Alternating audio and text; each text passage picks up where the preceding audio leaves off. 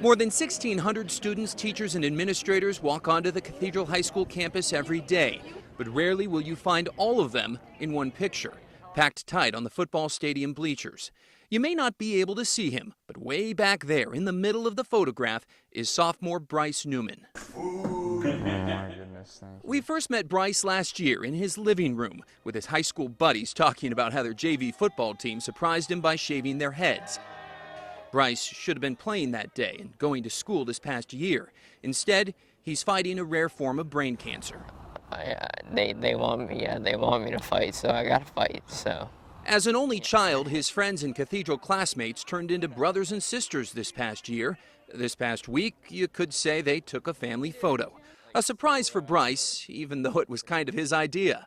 Ann Picard with Cathedral had emailed him asking which friends he'd like in a photograph. He's like, I can't. Everyone has helped me. And so I took a step back and I realized, you're right. So she asked the principal, who signed off on a crazy idea. They asked the students the night before to wear red and invited them, all of them, into the football stadium to wait for Bryce. We thought it was only like their class, like 2 classes, and then it ended up being the whole school, so it was pretty cool. Yeah, there was a lot of people. His football team collected $4,500 in donations to help that day. Together, they all said a prayer.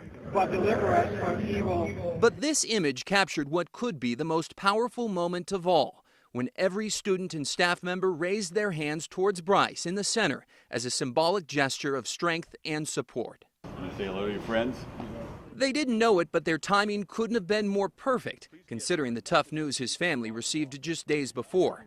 Doctors believe Bryce's cancer, after all the grueling treatment, has now recurred.